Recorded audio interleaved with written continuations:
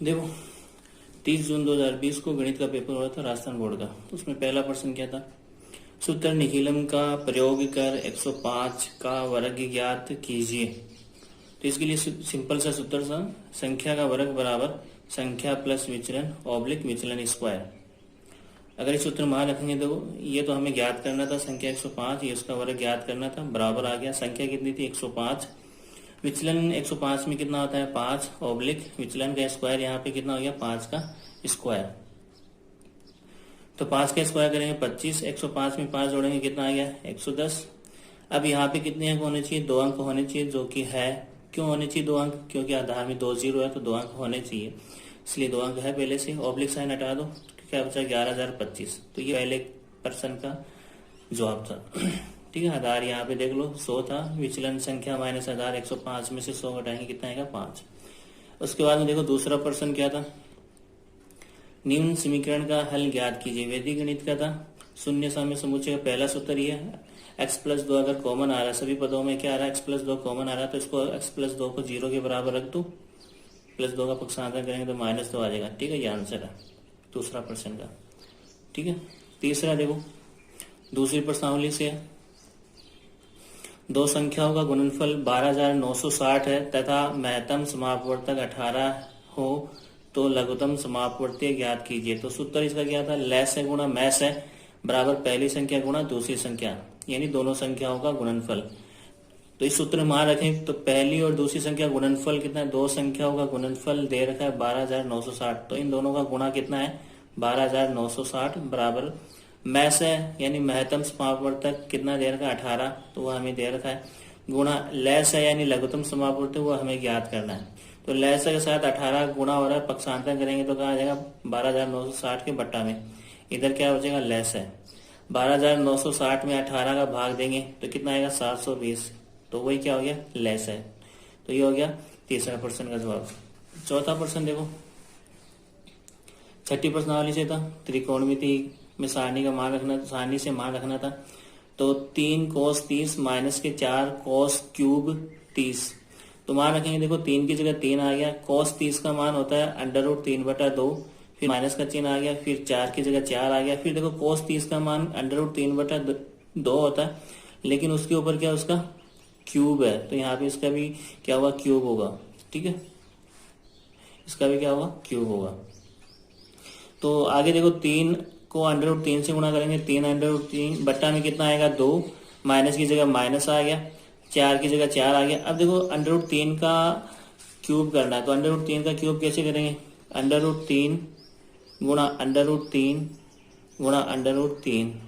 ठीक है, और बट्टा में क्या था 2, तो इसका हमें क्यूब करना है, तो √3 को √3 से गुणा करेंगे कितना आ गया 3 आ गया, और फिर आगे एक √3 बच गया। नीचे देखो 2 को 2 से गुणा करेंगे 4, 4 को 2 से गुणा करेंगे 8 आ गया।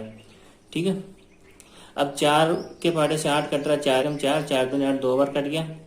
ठीक है, तो ऊपर क्या बचा 3 √3 को 1 से गुणा करेंगे, 3 √3 बट्टा में कितना आ रहा है 2, माइनस अपनी जगह, ये पूरा सेम टू सेम आ गया 3 √3/2। अब समान संख्या में से समान संख्या घटाएंगे तो आंसर क्या आने वाला है 0, तो इसका आंसर क्या हो गया 0। उसके बाद में देखो पांचवा प्रश्न 7.2 में से आया हुआ है, 90 माइनस थीटा वाला क्वेश्चन है। तो सेक 36 बटा कोसेक 54 माइनस सेक 54 बटा कोसेक 36 का मान ज्ञात करना था। तो देखो ये प्रश्न है, इसमें तुम्हें 36 और 54 को जोड़ के देखेंगे तो कितना हो रहा है 90 हो रहा है, इधर भी देखो 54 और 36 कितना हो रहा है 90 हो रहा है। तो हमें क्या करना है, या तो 36 को बदल लो 90 माइनस थीटा के रूप में, या 54 को बदल लो, किसी एक को बदलना है। तो यहाँ पे मैंने क्या किया, सेक अपनी जगह पर है, कोसेक 54 अपनी जगह पर, सिर्फ 36 को क्या लिखा है 90 माइनस 36 को क्या लिख सकते हैं 90 माइनस 54, 90 माइनस 54 वापस कितना आता है 36, तो मैंने उसकी जगह क्या लिख दिया 36 की जगह 90 माइनस 54, और बाकी सब अपनी जगह, माइनस की जगह माइनस आ गया। अब इसी प्रकार यहाँ पर भी कर लो, 54 को क्या लिख दिया मैंने 90 माइनस 36, बाकी सेक की जगह सेक आ गया, कोसेक की जगह कोसेक, 36 की जगह 36, सिर्फ 54 की जगह क्या लिखा 90 माइनस 36, तो 90 में से 36 घटाएंगे कितना बचेगा 54। ठीक है, तो 54 की जगह क्या लिख दिया 90 माइनस 36, यह हो गया दूसरा स्टेप। उसके बाद तीसरा स्टेप देखो सूत्र लगने वाला था, सेक 90 माइनस थीटा होता है कोसेक थीटा, ठीक है। सेक 90 माइनस थीटा क्या होता है, कोसेक थीटा। ये सूत्र लगने वाला है यहाँ पे, तो वही लगाया। सेक 90 माइनस थीटा की जगह 54 है, तो ये आंसर क्या हुआ, कोसेक थीटा। कोसेक थीटा की जगह 54 आ गया। नीचे वाली संख्या सेम है, नीचे जो था ना क्या था, कोसेक 54 था, वो सेम है। माइनस यहाँ पर भी सेक 90 माइनस थीटा था, तो उसका सूत्र क्या हो गया, कोसेक थीटा। थीटा की जगह 36 था, बटा में क्या आ रहा है, कोसेक 36। अब कोसेक 54 में कोसेक 54 का भाग देंगे, कितना बचेगा, 1। ठीक है। और कोसेक 36 में कोसेक 36 का भाग देंगे 1, तो 1 में से 1 घटाएंगे तो आंसर कितना आएगा, 0। ठीक है। ये 5वें प्रश्न का जवाब हो गया। उसके बाद में देखो छठा प्रश्न 10वीं प्रश्नावली में से था।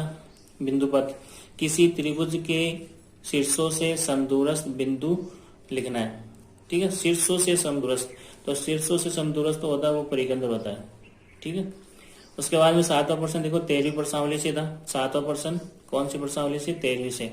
पहला उदाहरण ही है, 5 सेंटीमीटर त्रिज्या वाले वर्त के केंद्र से। तो पहले एक वर्त बना लो जिसकी त्रिज्या कितनी है, 5 सेंटीमीटर। मान लो इसकी त्रिज्या ओ क्यू कितनी है, 5 सेंटीमीटर वाले वर्त के केंद्र से 13 सेंटीमीटर दूरी पर स्थित, 13 सेंटीमीटर दूरी पर स्थित। तो केंद्र ये ओ, इससे 13 सेंटीमीटर दूर मान लो ये बिंदु पी स्थित है।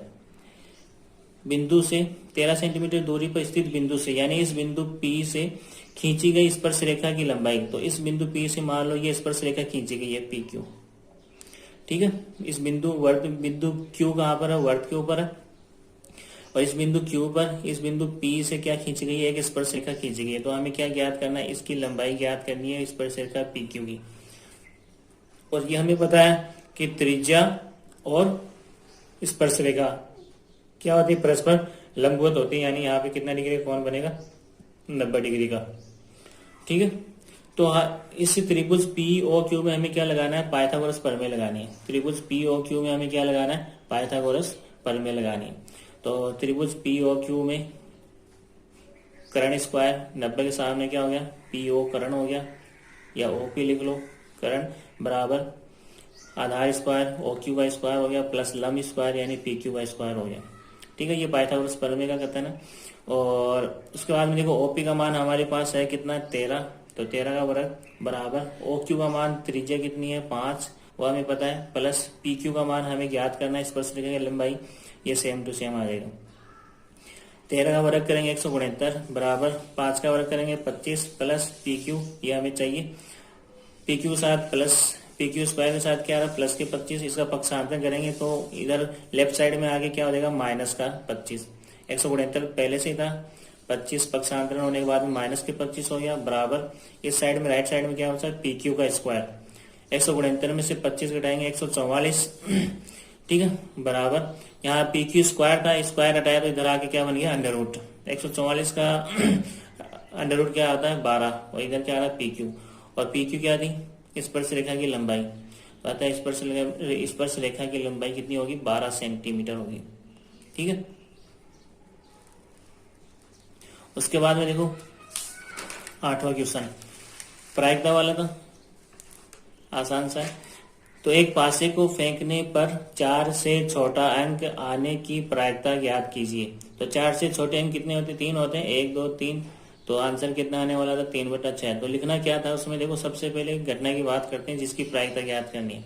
तो वो घटना क्या है, पासे को फेंकने पर 4 से छोटा अंक आना, यह घटना थी जिसकी हमें प्रायिकता ज्ञात करनी है। और इस घटना ई के अनुकूल परिणाम कितने हैं, 3 है। ठीक है ना। 4 से छोटे अंक कितने होते हैं पासे में, 3 ही होते हैं, 1 2 3। तो ये घटना के अनुकूल परिणाम हो गए 3। उसके बाद कुल संभव परिणाम, पासे को उछालने पर कुल संभव परिणाम कितने होते हैं, 6। कौन कौन से, 1 2 3 4 5 और 6। ठीक है। उसके बाद में हमें सूत्र लिखना था, पीई बराबर घटना ई के अनुकूल परिणाम बटा कुल संभव परिणाम। और इस सूत्र में मान रख देते हैं, पीई अपनी जगह आ गया, बराबर घटना ई के अनुकूल मतलब कितने परिणाम हो गए, 3, और कुल संभव परिणाम कितने हो गए, 6। 3 के बारे से कट रहा है, 3 एकम 3, 3 दूनी 6। तो आंसर कितना आ गया, पीई बराबर 1/2। पीई का मतलब यहाँ पे क्या है, 4 से छोटा अंक आने की प्रायिकता। उसके बाद में देखो 9वां प्रश्न, सड़क सुरक्षा से था। वाहनों के लिए आवश्यक PUC का पूरा नाम प्रदूषण नियंत्रित प्रमाण पत्र होता है और इंग्लिश में पॉल्यूशन अंडर कंट्रोल सर्टिफिकेट होता है। ठीक है, उसके बाद में 10वां प्रश्न देखो, ये भी सड़क सुरक्षा से ही था। एक कार 3 मिनट में, पहला 6 मिनट में, दूसरा 9 मिनट में, तीसरा यातायात सिग्नल पार करती है तो वह 13वां सिग्नल कितने समय में पार करेगी? तो पहला सिग्नल 3 मिनट में, दूसरा सिग्नल 6 मिनट में, तीसरा सिग्नल 9 मिनट में, इसी तरीके से चलता रहेगा। तो हमें 13वां सिग्नल निकालना है। तो 13वां सिग्नल यानी n का मान कितना हो गया 13, d का मान कितना होगा, दूसरे पद में से पहला पद घटा दो, 6 में से 3 घटाएंगे कितना बचेगा d, यानी 3 बच गया। और एक पहला पद कितना है 3, तो हमें nवां पद याद करना है और n का मान कितना है 13। तो an का सूत्र लगाएंगे, an बराबर a प्लस n माइनस 1 गुणा d।